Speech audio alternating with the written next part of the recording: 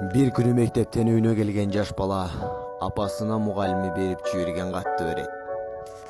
Апасы үнін шығарып көздеріне жаш алуу менен қатты окуйт. Сиздин оğlуңуз гений. Биздин мектепте сиздин оğлуңузга татыктуу билим бере ала турган мұғалім жок. Сураныч, өзүңүз билим бериңиз.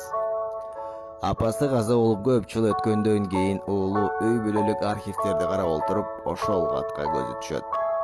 Катты алып окуйт. Сиздин оğlуңуздун акылы кемтик. Биз мындан ары башка окуучулардын арасында окута албайбыз. Үйүңүздө өзүңүз окутууңузду сунуш кылабыз. Ал баланын аты Томас Эдисон эле. Ошол учурда ал жарык лампаны ойлоп тапкан окмуштуу катары дүйнөгө белгилүү болчу.